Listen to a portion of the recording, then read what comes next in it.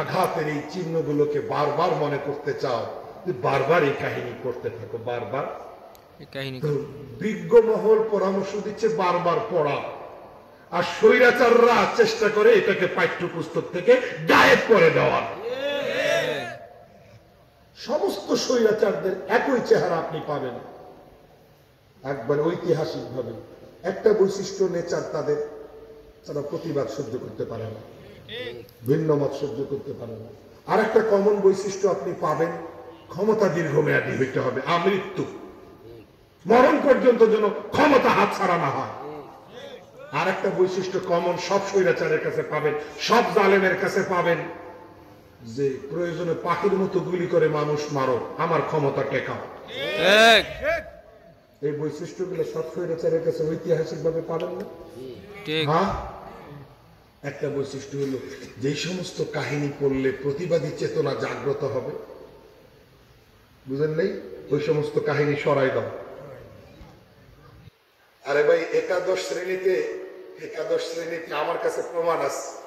একাদশ শ্রেণীতে এক সময় একটা অধ্যায় ছিল যে একটা মডেল রাষ্ট্র নির্মাণ করা কিভাবে সম্ভব, এরকম একটা রচনা আর্টিকেল ছিল। সেই আর্টিকেলে একটা মডেল রাষ্ট্র, ইনসাফ ভিত্তিক রাষ্ট্রের কতগুলো মৌলিক পিলার থাকে।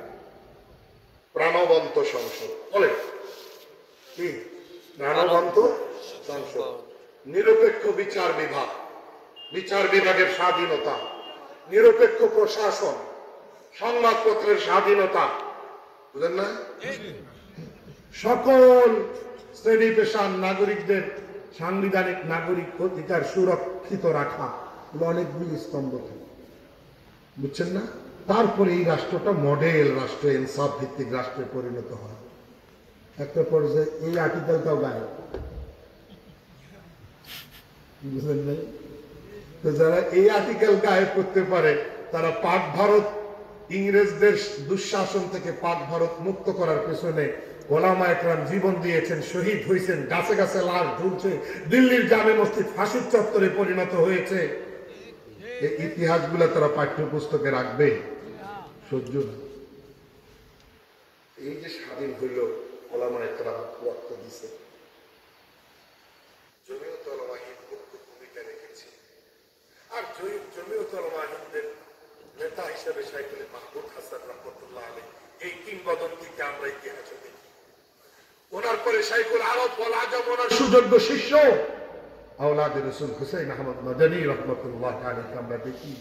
এদের বলিষ্ঠ সুযোগ্য নেতৃত্বে এবং অন্যান্য দক্ষ নেতৃবৃন্দের দক্ষতাপূর্ণ নেতৃত্বে উপমহাদেশ মুক্ত হলো। কিন্তু এটা মূলত শাহ আব্দুল আজিজ মুহাদ্দিসে দেহলভী রহমতুল্লাহ আলাইহি ঐতিহাসিক যুগান্তকারী বিপ্লবী ফতোয়ার প্রভাব, যেটা আরো বহু বছর আগে তিনি দিয়ে গেছেন। তিনি দিয়েছেন তার বাবার থেকে মুসনাদুল হিন্দ শাহ ওয়ালিউল্লাহ মুহাদ্দিসে দেহলভী রহমতুল্লাহ আলাইহি বিপ্লবী চেতনা, যেটা তিনি শেষ করে যেতে পারেন নাই, ওইটাকে মাথায় রেখে ধারণ করে তিনি ইংরেজদের বিরুদ্ধে জেহাদ করা ফরজ ঐতিহাসিক ফতোয়া জারি করেছেন। আমি বলবো, এই উপমহাদেশের মানুষ, আওয়ামী লীগ, বিএনপি বলেন, এমনকি মুসলমান তো দূরের কথা, হিন্দুরা পর্যন্ত এই একটা ফতোয়ার ঋণ এখনো পর্যন্ত পরিশোধ করতে পারে নাই, পারবেও না। এই একটা ফতোয়ার ঋণ, যদি এই ফতোয়া উজুরে না আসতো, যদি এই ফতোয়া মাঠে না আসতো, তাহলে হতে পারে আজও আমরা গোলাম হয়ে জীবন যাপন করতাম। আরে ভারত, পাকিস্তান, বাংলাদেশ আলাদা হওয়াটা তো অনেক পরের কথা, তার আগের ইতিহাসগুলোর কথা বলছি আমি। কথা বুঝে আসছেন? এই ফতোয়াটা যদি মাঠে না আসতো, আমরা আজও গোলাম হয়ে থাকতাম। আমাদের এই গোলামি 190 বছরের পরে আরো লং টাইম থাকতো, এখনো থাকতো। এই ফতোয়াটার ঋণ আমরা শোধ করতে পারবো। ফতোয়াটা কার? শাহ আব্দুল আজিজ মুহাদ্দিস দেহলভী। তিনি তার ঘটনা, তার ইচ্ছা, ইস্তেকামত কাকে বলে, দৃঢ়তা কাকে বলে। এক পাদ্রী বাইবেল একটা সঙ্গে নিয়ে এসে বলে, আসেন পরীক্ষা করি বাইবেল সত্য